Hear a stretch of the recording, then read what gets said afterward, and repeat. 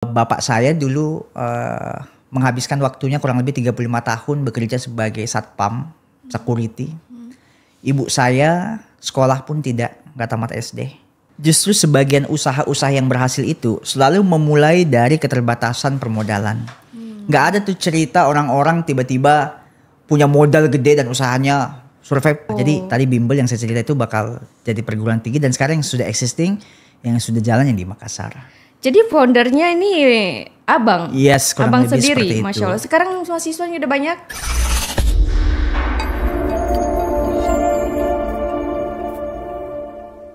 Assalamualaikum warahmatullahi wabarakatuh. Waalaikumsalam warahmatullahi wabarakatuh. Sahabat Muda Indonesia, kembali lagi dengan saya Diah Bardiah dalam podcast Rumah Pemuda. Salam pemuda, speed, smart, solid. Baik kawan-kawan di seluruh Indonesia, kali ini kita kedatangan tamu yang sangat luar biasa dari kalangan kita semua. Zilenial atau milenial masuknya ya? Milenial tapi sudah melanggang ke Senayan, luar biasa. Beliau adalah Bang Ismail Bakhtiar, boleh panggil abang ya? Abang boleh, Daeng boleh, Mas boleh, bebas. Bang Ismail Bakhtiar. Bang, sebelumnya Assalamualaikum warahmatullahi wabarakatuh. Apa kabar? Sehat, Alhamdulillah. Alhamdulillah. Terima kasih sudah hadir di podcast kami, Bang. Saya yang berterima kasih. Kita berterima kasih karena dengan abang hadir ke sini, seluruh pemuda Indonesia, anak-anak muda Indonesia bisa mendengarkan mungkin banyak insight, banyak inspirasi, Amin. banyak motivasi yang akan kita dapat semua di kesempatan ini. Baik, Bang, sebagai awalan, bisa nggak Bang ceritakan profil abang secara lengkap dari awal perjalanan abang sampai sekarang ini? Karena kita sangat penasaran sekali, Bang. Saya Silakan. coba bahas singkat, nanti biar kalau ada yang mau ditanyakan boleh. Hari ini kalau orang lihat background saya sebagai politisi, mungkin sebahagian orang yang tidak mengenal latar belakang akan mencoba menerka-nerka bahwa mungkin bapak saya politisi, mungkin orang tua saya orang pemerintahan, tetapi faktanya adalah saya adalah generasi pertama di keluarga yang masuk ke politik, masuk ke pemerintahan, dan proses itu tidak serta-merta terjadi begitu saja. Jadi kami di keluarga no one family yang ada di dunia ini sebelumnya. Lalu kalau mau sedikit membahas secara general bagaimana kemudian ini bisa terjadi, sesungguhnya ini bukanlah jadi bagian hal yang pernah saya rencanakan. Jadi dulu saya bercita-cita satu waktu satu saat saya bisa jadi profesor, satu waktu satu saat saya bisa jadi dosen, satu waktu satu saat saya bisa punya perguruan tinggi, dan banyak hal lah. Dari segala cara, segala proses hidup, rasa-rasanya begitu banyak hal yang sudah kemudian saya lewati, tantangan yang sudah saya lewati, sampai akhirnya pada kesimpulan saya mau jadi politisi, memberikan impact, memberikan dampak buat yang lain. Jadi kami punya masa kecil mungkin yang tidak sebaik sebagian orang yang mungkin ada di bayangan orang. Jadi kalau saya mau cerita, gambarannya bahwa bapak saya dulu menghabiskan waktunya kurang lebih 35 tahun bekerja sebagai satpam, security. Ibu saya sekolah pun nggak tamat SD. Sehingga cita-cita keluarga anaknya harus ada yang sekolah, anaknya harus ada yang menjadi orang, dan kami yang akhirnya dari 4 bersaudara bungsu memulai proses itu. Jadi saya bersyukur sekali bahwa pemerintah terus memperhatikan orang-orang yang mungkin prasejahtera bisa mendapatkan kesetaraan. Meskipun dengan segala macam tantangan, tetapi secara personal saya harus mengakui bahwa saya bagian dari orang yang menerima manfaat itu. Menerima program beasiswa sampai akhirnya bisa berkuliah dan masuk ke dunia usaha sampai akhirnya seperti sekarang ini. Kira-kira itu, secara umum seperti itu. Oke. Jadi dari keluarga yang sangat sederhana, luar biasa. Saya yakin bukan sangat sederhana. Kalau tahu dulu ada namanya beras raskin. Iya. Beras warga miskin. Dari saya sebelum lahir sampai akhirnya saya SMA kelas 3. Berarti 17 tahun Dan sebelum 17 tahun sudah berlangsung, kami penerima keluarga beras Raskin. Iya. Jadi saya merasa bahwa itulah bentuk perhatian pemerintah yang kemudian diberikan kepada kami, mungkin orang-orang yang masuk dalam kategori prasejahtera dan akhirnya bisa mencoba mencari jalan sehingga bisa survive. Iya. Jadi kawan-kawan jangan berkecil hati yang saat ini kondisi kita dengan orang tua yang tidak terlalu bisa memberikan fasilitas banyak kepada kita, hidup dengan sederhana. Buktinya ini ada gitu loh. Artinya kalau harus memberikan pesan ke teman-teman muda dimanapun berada bahwa saya bukan satu-satunya contoh. Ada banyak hal yang lain, ada banyak orang yang lain yang akhirnya berhasil survive, berhasil keluar, berhasil menjadi star. Itu dari posisi minus, posisi nol. Tapi tangga demi tangga, proses demi proses mereka lalui. Dan saya yakin semuanya akan tuntas, semuanya akan selesai, semuanya akan beres kalau teman-teman selalu mengikhtiarkan itu dengan segala keyakinan. Baik, setuju. Saya baca-baca di berita juga katanya abang itu pernah berjualan es teler, pernah ini, pernah itu. Bisa diceritakan lebih detail nggak bang? Dan sampai akhirnya kenapa kok sampai bisa ke politik dan kemudian melalui PKS? Ceritanya kayak gimana? Ini kita langsung ambil episode tengah dari proses perjalanan hidup saya. Jadi Oke. Kalau mau mulai dari yang lebih awal gak apa-apa. Nanti akan proses kita panjang. Saya coba ambil dari episode pertengahan. Satu waktu di 2010 ketika saya tamat SMA. Tidak sedikit pun cita-cita saya waktu itu mau berkuliah. Saya pikir setelah saya SMA, satu-satunya yang kemudian jadi pilihan saya adalah mencari kerja. Bekerja, bisa mendapatkan penghasilan, bisa bantu orang tua, dan bisa keluar dari kondisi ekstrim, kondisi yang tidak mengenakkan yang saya lalui dalam proses 17 tahun ketika SMA ke belakang. Singkatnya, di kesempatan yang sama di 2010, pemerintah melalui Presiden Susilo Bambang Yudhoyono pada saat itu mengeluarkan kebijakan untuk pertama kalinya namanya program beasiswa bidik misi. Nah, saya ingin menyampaikan message ke teman-teman bahwa ternyata teman-teman muda semuanya yang kita butuhkan salah satunya adalah antusiasme. Saya tuh selalu memegang prinsip itu sampai sekarang. Bahwa apapun tahapan proses kehidupan yang kita lalui, selalulah memulai dengan antusiasme. Ketika pemerintah membuka kesempatan beasiswa bidik misi itu, saya merasa ini adalah kesempatan yang diberikan dengan sangat luar biasa. Antusiasme itu yang mendorong saya akhirnya bisa berkuliah dengan segala fasilitas yang disajikan oleh pemerintah melalui program beasiswa bidik misi.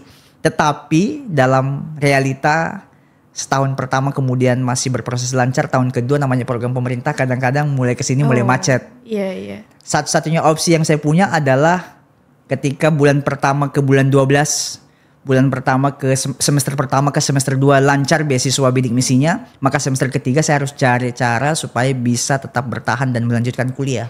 Maka saya ambillah opsi untuk mencari pendapatan tambahan.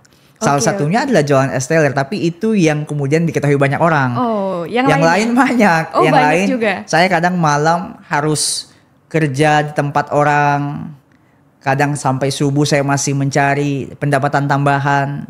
Karena pada saat itu pembiayaan pemerintah ya seyogyanya harusnya sudah diterima, ternyata masih belum keluar. Dan tidak ada opsi kemudian saya minta uang ke orang tua. Saya paham betul, saya sadar betul itu hal yang gak mungkin terjadi.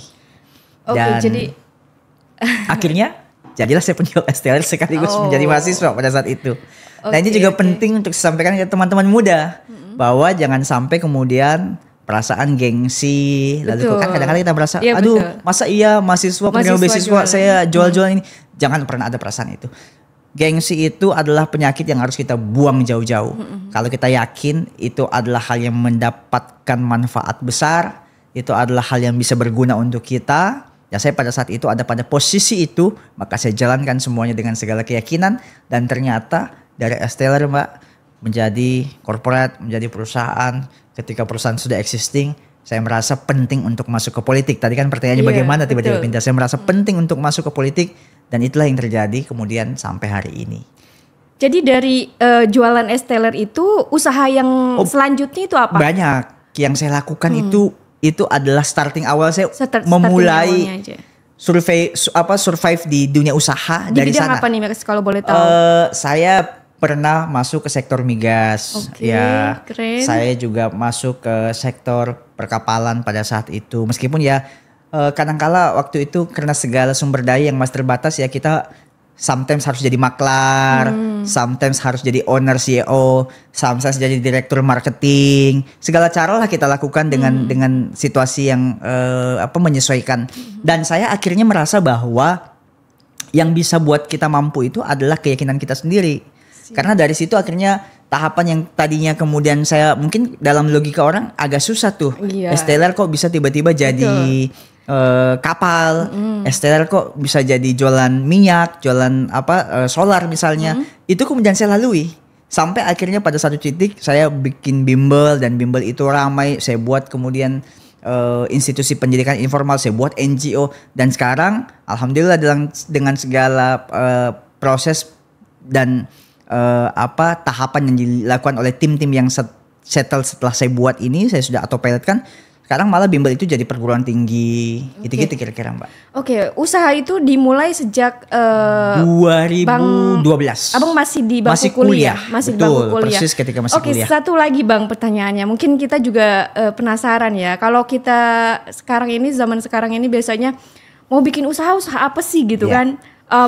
Kita kebanyakan orang ngeluhnya modal. Yeah. Orangnya hanya fokus pada modal. Nih, Abang sendiri seperti apa nih ceritanya, triknya, tipsnya? Kalau kita Bisa selalu mendapat- berpikir, kalau kita selalu berpikir Mbak bahwa usaha itu kuncinya adalah modal, Iya, maka orang yang nggak punya modal berarti nggak bisa berusaha dong. betul. Tapi dalam fakta dan kenyataannya, justru sebagian usaha-usaha yang berhasil itu selalu memulai dari keterbatasan permodalan. Nggak ada tuh cerita orang-orang tiba-tiba punya modal gede dan usahanya survive. Justru yang bisa survive dan bisa besar, bisa kemudian berkembang, orang-orang yang selalu starting dari minus, dari usahanya kurang, dari modalnya nggak mencukupi, ternyata bisa survive, bisa besar usahanya, bisa berkembang usahanya.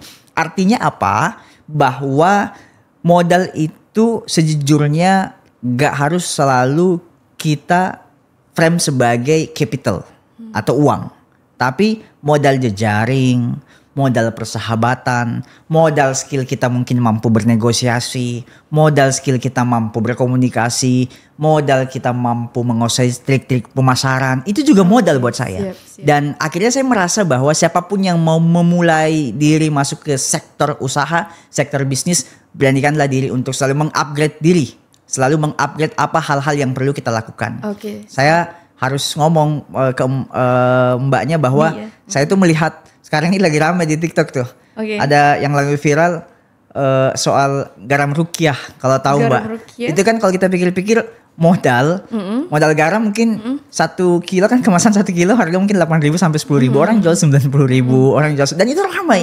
Artinya apa? Ini persoalan dari bagaimana kemudian kita menganalisa, melakukan riset dan akhirnya menentukan bahwa ini market yang dibutuhkan oleh banyak orang. Nah, ini saya hanya ngambil sampel aja. Artinya banyak opsi-opsi yang lain. Oke. Jadi Bang Ismail itu fokusnya nggak ke modal yang material ya, tapi beyond of material. Yes. Like, seperti network. Yes, kemampuan negosiasi iya, kita. persahabatan. Dan yang paling penting sahabat muda Indonesia, upgrade diri. Ya. Jadi dengan kita mengupgrade diri, skill, kemampuan komunikasi, kemampuan public speaking, Correct. itu bisa menjadi modal yang paling penting untuk memulai sebuah usaha atau karir ya. Ya. Oke, luar biasa Pak. Nah, belum dijawab satu lagi, bagaimana bisa sampai ke politik dan PKS? Ini kayaknya butuh waktu lama nih, berjam-jam. Saya pertama, PKS adalah partai yang memang dari dulu saya sudah berada dalam rumah ini sejak masih bermahasiswa lah. Oke. Jadi memang kan salah satu bagian daripada proses rekrutmen PKS itu adalah bagaimana dulu saya dibina, ada dilakukan unit pembinaan melalui tarbiyah. Jadi ketika masih mahasiswa saya sudah mulai aktif di aktivisme tarbiyah, ikut gerakan aktivisme mahasiswa saya dan ikut aktif di gerakan tarbiyah. Lalu kemudian dari sana akhirnya saya banyak tahu soal PKS ini, banyak tahu soal partai di Indonesia. Kalau ditanya bagaimana kenapa bisa masuk ke politik? Ya tadi jawabannya akhirnya dengan dunia usaha yang saya sudah lakukan selama ini membawa saya pada satu pemikiran ternyata memberikan impact dan manfaat yang besar itu tidak cukup hanya di dunia usaha. Tapi ada hal-hal lain yang perlu kita lakukan, ada hal-hal lain yang perlu kita jajaki. Salah satunya adalah menjadi bagian daripada pemerintahan. Dan satu-satunya cara masuk ke pemerintahan menurut saya pada saat itu karena saya masuknya di 5 tahun yang lalu secara ofisial. Dan saya rasa waktu itu kalau saya baru memulai masuk pemerintahan dengan menata karir dari pendaftaran mungkin ASN. Mungkin buat saya pada saat itu sudah sangat terlambat. Karena di posisi yang sama di usia 24 tahun sudah ada kawan-kawan saya yang sudah ASN 4 tahun, 5 tahun. Dan saya harus melakukan akselerasi percepatan yang melalui partai pada saat itu. Oke, jadi latar belakangnya ketika menurut Abang ini politik itu penting dan harus ada di sana dari usaha itu ya, dari mulai lingkungan usaha. Bukan, maksud saya gini, dari justru saya merasa usaha itu punya batasan yang mungkin tidak bisa kita lampaui. Oke. Sementara di dunia politik itu nggak ada tuh batasan-batasan yang kecuali mungkin kan kadang-kala juga ada diskusi pimpinan yang menyampaikan bahwa kebijakan ini cukup ini aja yang kita dorong. Siap. Nah maksud saya dalam situasi seperti itu saya merasa bahwa ya berarti nggak ada pembatasan untuk kita memberikan manfaat yang luas untuk orang banyak. Baik. Dan saya merasa penting untuk kita ada di dalam situ. Oke, baik, intinya untuk bisa memberikan kebermanfaatan yang lebih luas lagi, jalur politik lah yang paling tepat dan mungkin untuk saat ini politik adalah salah satu alternatif yang paling tepat. Oke, siap-siap setuju sih. Memang dengan politik kita bisa merubah pendidikan, kita bisa merubah ekonomi. Kita bisa merubah semua aspek lah. Ya, semua aspek. Semua aspek. Jadi intinya di politik. Jadi saya berharap orang-orang baik seperti Bang Bahtiar dan luar biasa itu diberikan kemudahan dan diberikan lebih banyak lagi karena tidak cukup satu ya Bang ya. Kita harus punya banyak dan menjadi mayoritas di parlemen. Insya Allah. Oke, baik Bang. Jadi di PKS tadi perjalanan hidup sudah, kemudian pendidikan. Abang dari Unhas ya? Saya menyelesaikan program strata 1 saya di disiplin ilmu kesehatan, subspesialisnya di kesehatan dan keselamatan kerja, Unhas. Lalu S2 karena ada kebutuhan saya mengupgrade diri pada wilayah aktivitas yang saya lakukan. Waktu itu saya sempat ngambil di UGM tapi nggak selesai. Saya akhirnya ngambil di daerah tempat saya berdomisili dan konsentrasi yang saya tekuni adalah manajemen pengelolaan keuangan daerah S2. Sekarang ini sementara kuliah lagi S3 dan semoga tahun depan sudah rampung insya Allah. Masya Allah luar biasa S3 guys. Oke, saya jadi termotivasi untuk apply scholarship S3. Amin. Insyaallah. Bang, kita masuk ke yang paling penting nih Bang. Dengar-dengar Abang ini bisa lolos parlemen ataupun sebelumnya di DPRD itu melakukan cara-cara yang luar biasa, tidak seperti cara-cara yang konvensional. Sehingga bisa lolos, gimana caranya Bang? Cara-cara sosialisasi sampai ke masyarakat. Dengar-dengar katanya nggak gunain alat peraga kampanye APK, seperti spanduk, billboard dan lain-lain. Itu gimana Bang ceritanya? Saya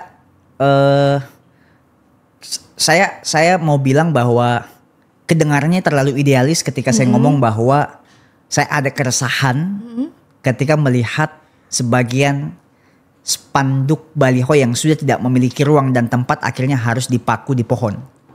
Kedengarannya kan ini terlalu idealis. Tapi sesungguhnya dalam sejumlah diskusi yang kemudian saya lakukan dengan teman-teman aktivis penggiat lingkungan, saya menemukan banyak alasan kenapa itu kemudian saya lakukan. Dan itu jadi salah satu pilihan saya. Alasan-alasan yang lain tentu saja saya menganggap ada metode-metode, ada cara-cara yang jauh lebih efektif, jauh lebih efisien, dan itu kita banget, anak muda banget. Iya betul. Akhirnya saya melihat bahwa alternatif menggunakan sosial media ini sangat efektif. Media-media seperti yang kita lakukan hari ini Mbak, dengan podcast seperti ini bisa jadi bahan campaign saya. Iya. Kalau dalam satu kesempatan saya beberapa kali diundang stasiun TV, saya menjelaskan tentang banyak hal. Itu punya legacy yang menurut saya langsung dianggap sebagai orang, oh ini yang kita butuhkan. Tentu dengan memanfaatkan sosial media. Nah akhirnya saya mengambil opsi ini sebagai satu-satunya metode yang saya gunakan untuk mengoptimalisasi perolehan target suara yang saya targetkan.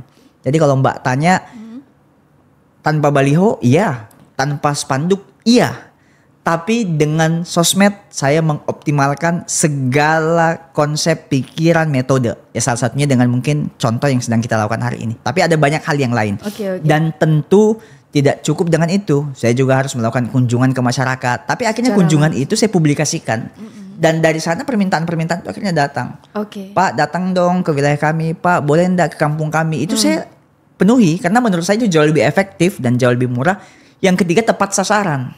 Karena saya tahu yang mengikuti saya siapa. Dan akhirnya saya bisa prediksi. Oh berarti wilayah ini pengikut saya sekian. Mungkin ini juga pemilih saya. Yep. Gitu kira-kira Mbak. Target suara waktu itu berapa Bang? Saya besar lah pada saat di 2024 kemarin. Targetnya cukup besar. Cuma memang melesetnya juga errornya juga lumayan gede. Ya errornya saya masih dapat kurang lebih 60.000. Hampir 70.000 lah pada saat 60.000 itu. 60.000 suara ya? Ya hampir 70.000 total keseluruhan. Dan akhirnya saya merasa bahwa ini adalah buah daripada kesadaran orang. Bahwa ternyata sosial media itu adalah alternatif untuk menentukan pilihan. Oke, jadi Bang Ismail menggunakan sosial media seperti Facebook, YouTube, terus kemudian TikTok, Instagram. Yang intinya memang sadar di situ bahwa pemilih di sana itu rata-rata atau mayoritas anak muda ya. Ya. Tentunya anak muda, dan kemudian yang bisa memberikan lebih banyak sosial media ini berpengaruh. Abang juga mengkombinasikan, mengintegrasikan dari kunjungan-kunjungan kontennya ya. Artinya aktivitas lapangan itu perlu. Iya. Buat saya memang senjata utama adalah itu. Ya. Apa yang kita mau kontenkan, apa yang kita mau publikasi kalau itu nggak ada. Betul. Ya kira-kira saya merasa bahwa ini tinggal memadukan kebiasaan-kebiasaan kampanye yang selama ini kita lakukan dengan publikasi yang tepat. Karena kan sebenarnya spanduk itu juga hanya media publikasi. Spanduk itu bukan akhirnya orang menentukan pilihan, oke, saya pilih ini, bukan. Betul. Jadi kontennya itu nggak cuman Bang Ismail itu bicara bla bla bla program seperti apa sendirian, enggak seperti itu. Jadi beliau terjun ke lapangan, turun ke lapangan, dan kemudian dibuat, dikemas, menarik kontennya dan disampaikan kepada para pemilih di sana. Luar biasa, keren. Kalau untuk budget selisihnya kira-kira berapa dengan yang saya sudah melakukan jauh sekali. Saya sudah melakukan hitung-hitungan kira-kira dengan melakukan sosial media ini saya bisa berhemat 70-80%. Masya Allah. Dan yang saya lakukan ini adalah organik. No AdSense, no, iklan-iklan tuh nggak saya pakai. Murni saya gunakan metode yang organik. Dan seluruh pengikut saya pun juga organik. Akhirnya mereka memilih saya dengan tulus, mereka memilih saya dengan ikhlas. Ya mungkin karena mereka merasa bahwa ada kesadaran yang terbangun. Oke. Luar biasa.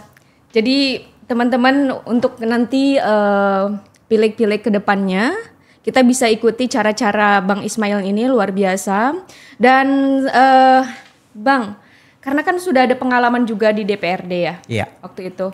Apa sih yang menjadi konsen Bang Ismail pada saat di DPRD lalu, dan kemudian apa selanjutnya yang ingin dilanjutkan atau dilakukan di DPR RI? Karena cakupannya jangkauannya lebih luas gitu loh. Abang bisa melakukan hal yang lebih luar biasa lagi daripada sebelumnya. Disilakan. Pertama, daerah dan pusat itu tidak ada yang berbeda kecuali tempat. Artinya apa? Kewenangan hampir sama, kebijakan hampir sama. Kalau ditanya apakah akan ada perjuangan yang kemudian dilakukan pada wilayah yang berbeda, saya jawab dengan jelas bahwa kelihatannya tidak ada. Saya hanya akan melanjutkan poin-poin perjuangan yang telah saya lakukan, yang telah kami upayakan selama 5 tahun di provinsi kemarin. Nah, kalau mau spesifik apa yang saya lakukan, ya selama ini saya banyak beririsan dan bersentuhan seluruh hal yang berkaitan dengan isu-isu sosial dan isu-isu pendidikan. Termasuk diantaranya bagaimana memberikan dampak pemberdayaan kepada kelompok-kelompok tertentu, khususnya ibu-ibu rumah tangga. Dan itu yang kemudian akan menjadi perjuangan saya kembali. Ini kan hanya persoalan bagaimana kemudian cakupan wilayahnya dan area pelaksanaan kebijakannya yang mungkin akan lebih luas. Kalau kemarin hanya 1 kabupaten, ke depan ini akan ada 9 kabupaten. Kalau kemarin hanya ngurusin SMA, mungkin ke depan akan ngurusi SD, SMP hingga perguruan tinggi. Kira-kira seperti itu. Oke, jadi rencana masuk komisi mana nanti? Kayaknya saya belum tahu. Oh, belum tahu. Tapi kalau keinginan hati? Ya namanya prajurit partai ikut. Oh. Ikut apa kata pimpinan, ikut apa yang kemudian diarahkan oleh kiada kami. Tapi kalau ditanya apakah ada keinginan tertentu, ada. Tapi saya belum bisa sampaikan pada forum ini. Yang pasti bahwa gak jauh-jauh dari bagaimana memperjuangkan isu-isu terkait dengan isu sosial, isu pendidikan, dan hal-hal yang lain yang mungkin banyak bersentuhan langsung terhadap konstituen. Oke, baik. Dan saat ini lanjut ke DPR RI, apakah memang keinginan dari hati atau memang keputusan dari partai, atau mungkin Abang ada keinginan sebelumnya, saya sudah 1 periode di DPRD dan saya masih ingin di DPRD, tapi karena keputusan partai harus di DPRD, atau seperti apa? Pertama, saya punya keinginan untuk itu. Karena tadi yang saya ceritakan bahwa memang ada rasa saya bagaimana memberikan manfaat yang lebih luas. Tapi kadangkala keinginan kita itu kalau nggak sejalan dengan arahan pimpinan, kita juga nggak bisa lakukan. Beruntungnya PKS, karena keinginan saya itu gayung bersambut terhadap apa yang kemudian diprogramkan oleh PKS. Baru-baru ini di 2024, untuk pertama kalinya PKS meloloskan banyak anak muda. Kategori 40 tahun ke bawah itu yang masuk dalam kategori pemuda, itu jumlah kami ada kurang lebih 8 atau 9 orang. Artinya apa? Bahwa yang selama ini PKS dikenal dengan sepuh, orang-orang tua. Anda akan melihat ke depan isinya anak-anak muda dari PKS. Dan mereka semua insya Allah anak-anak muda yang progresif. Dan itu adalah kebijakan partai. Orang kan tanya ke saya, kenapa Ismail bisa dapat nomor 1? Itu karena kebijakan partai. Itu karena partai memberikan ruang terhadap anak-anak muda. PKS memberikan kesempatan terhadap anak-anak muda sebagaimana partai ini berdiri di awal reformasi kemarin. Bahwa awal reformasi ada banyak anak-anak muda di PKS. Kita ingin semangat itu kembali, sampai pesan itu kembali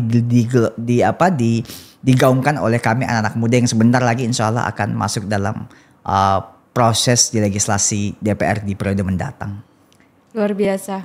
Kalau boleh tahu Bang, di PKS sendiri Abang ada posisi di struktural atau? Saya dapat tanggung jawab untuk ngurusi kepemudaan khususnya di wilayah Sulawesi Selatan. Oke. Jadi sebenarnya di posisi di PKS itu sebenarnya cukup membantu ya, ada kontribusi, ada efek dari di bidang kepemudaan, dan kemudian ada program-program kepemudaan. Kebijakan partai itu mendorong bagaimana anak-anak muda ini diberikan ruang supaya ekspektasi orang terhadap anak muda itu terjawab. Dan alhamdulillah realitanya ada 8 atau 9 anak muda yang sebentar lagi akan menjadi, insya Allah semoga bisa menjadi vokalis-vokalis di kantor Senayan sana, insya Allah. Amin, insya Allah. Dan kemudian Abang, kita juga baca nih di berita-berita, Abang itu mendirikan rumah tahfiz, ya kan? Ada Rafiqul Muslimah di Makassar. Terus kemudian Abang juga punya rektor institut. Yang saya cerita di Bimbel itu. Oh, sekarang ini dari BIM. Ini nama Bimbel. Iya, sekarang berubah jadi perguruan tinggi sekarang. Oh, Masya Allah. Ya. Jadi namanya rektor. Udah berganti. Apa tuh? Namanya Politeknik Nusantara Makassar. Politeknik Sekolah Nusantara. vokasi yang ada di Makassar. Dan insya Allah gak ada arang melintang. Kita juga bakal buka di Kendari, bakal buka di Jayapura. Insya Allah. Jadi tadi Bimbel yang saya cerita itu bakal jadi perguruan tinggi. Dan sekarang yang sudah existing, yang sudah jalan yang di Makassar. Jadi foundernya ini Abang? Yes, kurang Abang lebih sendiri, seperti Masya Allah. itu. Sekarang mahasiswanya udah banyak? Ini kan tahun baru berapa? saya pindahkan ya. Kalau yang rektor institut itu dulu 1 tahun bisa 3.000 sampai 4.000 mahasiswa per tahun. Really? Oh. Yang sekarang ini karena transformasinya baru, untuk pertama kalinya kami kelola tahun ini, dan harapannya ini bisa menjadi perguruan tinggi vokasi swasta terbaik di timur Indonesia. Target kami itu insya Allah. Masya Allah, luar biasa. Dan di Tahfidz Rafiqul Muslimah di Makassar juga katanya abang memberikan bantuan pendidikan, terus kemudian mereka diberangkatkan ke Tanah Suci. Bagi yang udah 30 juz ya. Jadi rewardnya itu. Jadi mereka semangat karena. Dan itu diisi oleh adik-adik mahasiswa yang mungkin waktu saya kuliah kurang lebih nasibnya sama. Saya hanya menyiapkan wadahnya, ini ada asrama, ada pembina, ada pembimbing, mohon Anda belajar. Saya siapkan tempatnya, gunakan fasilitasnya, semoga bisa bermanfaat dan berdampak. Dan alhamdulillah dari tempat itu lahir dokter yang hafizul Quran. Dokter? Dari tempat itu lahir engineer yang aktivis Quran. Ada yang mengabdi di Kalimantan, ada yang mengabdi ke Aceh, dan berbagai tempat lah. Masya Allah, speechless. Jadi kalau untuk kerjasama nih Bang, di sini kan Abang katanya kerjasama dengan ITTC, Indonesian Tiongkok Cultural dulu yang Center. bimbel yang saya cerita tadi yang Institute Institute, kami dulu pernah sekaligus memiliki program anak-anak yang nggak tercover perguruan tinggi di Indonesia, khususnya yang pengen jadi dokter. Kami berangkatkan itu yayasan yang ada di bawah Pak Dahlan Iskan tuh. Di bawahnya Jawa Post Group ITCC itu. Ya, saya waktu itu partnership wilayah timur Indonesia kami cover untuk ikut memberangkatkan anak-anak studi, baik itu yang beasiswa ataupun yang mandiri. Oke. Karena kita tahu sendiri bahwa untuk sekolah kedokteran sangat mahal sekali. Di Cina itu nggak semahal di Indonesia. Mungkin mahal buat sebagian orang tapi nggak semahal di Indonesia. Dan semoga lah ke depan ada kebijakan pemerintah yang bisa mendorong itu. Kemarin kan Budi Sadikin Gunawan menyampaikan, Menkes kita menyampaikan kita masih jauh kekurangan dokter. Rasio dokter kita masih ada 1:sekian ribu. Artinya apa? Bahwa ya semoga ada kebijakan pemerintah ke depan dan ini juga yang mungkin akan jadi agenda kami. Iya betul. Bang, saya tadi udah dinotif bahwa waktu kita sudah 30 menit. Tapi kita masih bisa extend beberapa menit, tapi tidak terlalu panjang. Nih Bang, untuk kedepannya kan hal-hal yang luar biasa sudah Abang lakukan, sudah Abang tunjukkan bahwa kebermanfaatan Abang itu luar biasa. Nah, ke depan kira-kira program selain yang sudah dilakukan ini apa yang kira-kira ingin dilakukan yang lebih besar lagi daripada ini? Pertama, saya nggak mau publik itu menaruh ekspektasi terlalu tinggi dulu. Tetapi yang pasti bahwa saya mengupayakan yang terbaik di atas dari apa yang pernah kami lakukan. Artinya insya Allah dengan segala kesempatan dan tanggung jawab amanah yang telah dititipkan oleh warga ke kami akan melakukan upaya-upaya terbaik sehingga dampaknya bisa lebih impactful dari apa yang pernah ada. Tapi saya nggak mau janjikan. Dan itu yang saya lakukan selama ini. Saya nggak mau sekalipun memberikan janji kepada konstituen. Karena saya khawatir mereka akan menagih janji, saya nggak bisa selesaikan. Lalu ekspektasi mereka terhadap saya jauh.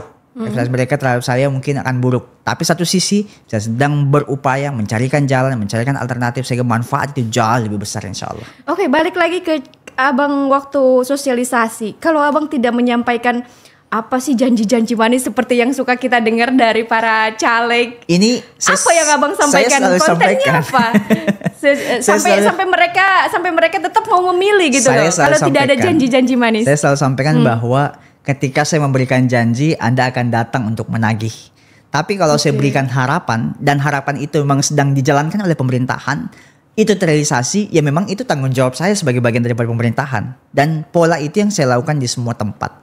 Ada yang diberikan bantuan usaha, ada yang mungkin diberikan beasiswa, ada yang mungkin diberikan bantuan usaha, bantuan kebijakan-kebijakan yang lain. Tetapi itu bentuknya adalah memang hal yang harus mereka terima. Dan buat saya disitulah bentuk keberpihakan pemangku-pemangku kepentingan.